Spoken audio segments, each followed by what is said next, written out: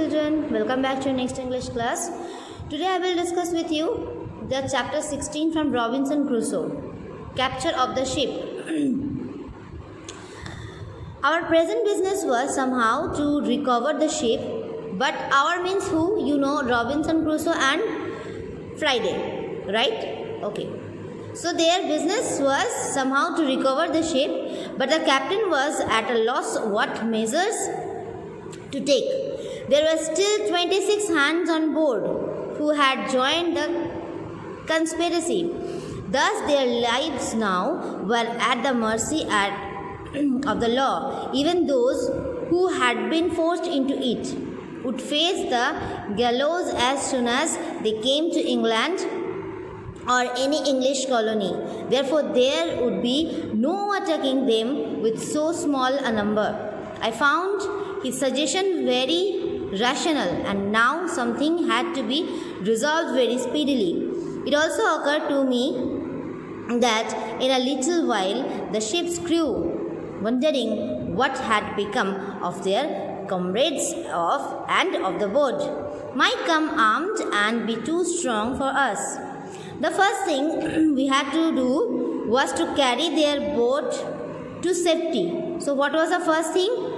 They had to carry their boat to safety so that the enemy may not carry her off, and then empty her, making her useless for them, and we also knocked a great hole in her bottom. Next, while we were thus preparing, we heard the fire of a gun and saw the wave of a flag for the boat to come on board.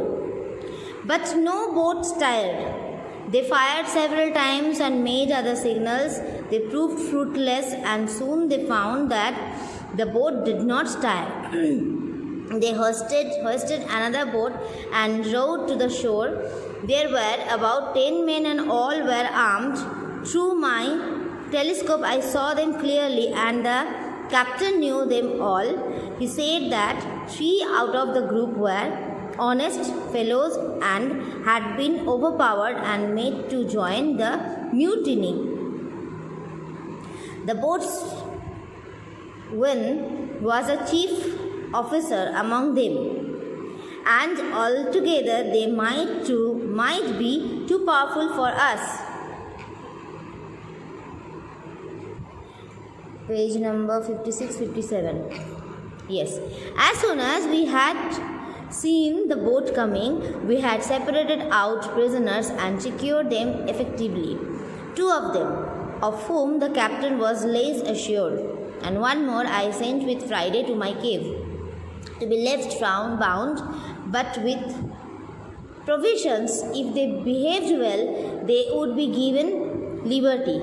The men soon reached the shore and pulled their boat to the beach. Then they ran in, hauling the boat after them, making it easy for us to seize their boat.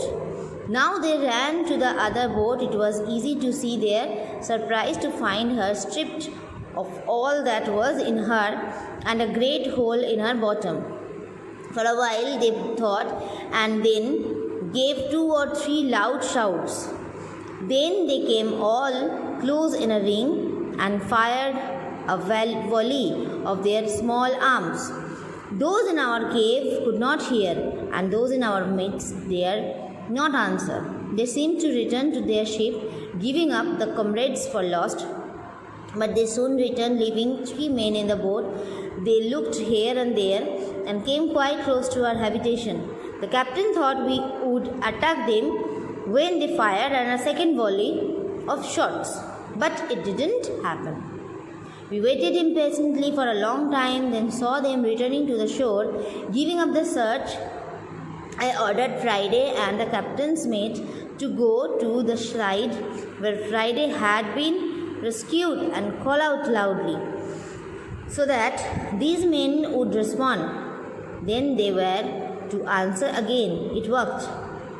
The seamen heard and ran along the shore, taking one of the 3 men they had left in the boat. I took the rest with me, crossed the creek and surprised the 2 men, who yielded at once. Friday and the captain's mate had managed their work very well by calling out and throwing the seamen from one hill to another and from one wood to another. Now they could not get back to their boats. Several hours later, lame and tired, they were confused to find the boat around the creek and the men gone. They called out for their comrades and ran wildly in despair, and they sat down to rest. We crept upon them and saw the boats when the most dejected. The captain was delighted to have the main culprit in his power, that he shot him at once. 2 others were also killed. At the sound of shots, I moved forward with my men, and I used the man I had captured in the boat to make his men talk to us. This worked easily. All the rebels laid down their arms and begged for their lives. I had them seized and bound. We now had them in power, but I didn't expose myself to view. Our next work was to repair the boat and think of seizing the ship. In the meantime, the captain had a long talk with them, and how their wickedness would lead them to the gallows, or they might be hanged more. Here, we had come upon them in the dark so that they couldn't see our members. I had kept myself away, so when they all repented, they were told that they were at the mercy of the governor of the island, who was an Englishman, and that they should prepare for death. Though this was all fiction, yet it had the desired effect, and they all begged the captain to request the governor of their behalf to pardon them and not send them to England. This is your next chapter, chapter number 17, Voyage to Freedom. Voyage means the sea journey, and freedom means, of course, so voyage to freedom. So see, it now occurred to me means Robinson, that the time of our deliverance had come and it would be easy to get possession of the ship. I retired in the dark so that they may not see what kind of governor they had, and called the captain to me. He listened to my project and agreed with me to put it into action the next day. Though the mutiny was over, we had to make sure that no problems occurred on board. When we set sail finally, our strength was now thus ordered for the expedition. The captain and his mate and passenger, 2 prisoners of the first gang and 2 prisoners of the second gang, now all free. There were 2 hostages of the cave, some their more released prisoners. In all they were 12 in number. The captain would take them and venture on to the ship. The captain had no difficulty and easily knocked down the mate on the ship and secured the rest. The rebel captain was locked in the roundhouse. The new captain fired but killed nobody, only wounded the mate, who, calling for help, rushed into the roundhouse and shot the new captain. The rest yielded, and the ship was taken effectually, without any more loss of life. As soon as the ship was secured, the captain ordered 7 guns to be fired, which was our agreed signal of success. I was very glad to hear the welcome sound and sank into a fatigued sleep. I did not forget to lift up my head in thankfulness to heaven for providing a miraculous means of escape in such wilderness.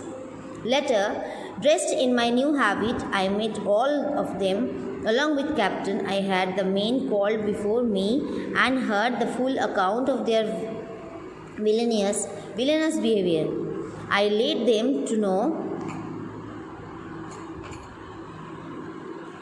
the ship had been seized, and I had all the reasons to execute them as spirits. But seeing them repent, I decided to set them at liberty and be free to live to live in the woods. I gave them the whole history of the place and of my coming to it. I left all that I had, including my firearms, and showed them by my fortress. Then I left them and next day went on board the ship. We prepared immediately to sail, which we did the next day. When I took leave of this island, I carried on board 4 relics: the great goat skin cap I had made, my umbrella, and one of my parrots also. I did not forget to take the money that had lain with me useless up to now. Now it would be of great use to me. Thus I left the island on the 19th December 1686 after a long time of 28 years, 2 months and 19 days. It was the same day of the month that I first made my escape from the Moors. After a long voyage, I arrived in England on the 11th of June 1687 after an absence of 35 years. Here I felt like a perfect stranger. My benefactor and faithful steward was alive, but had suffered great misfortunes. I went down to Yorkshire, but my father, mother, and most of the family were dead. I found 2 sisters and 2 children of one of my brothers, who had long given me up for dead. No provision had been made for me, and I did not have much money to settle down in this world. I had one piece of good luck which I did not expect.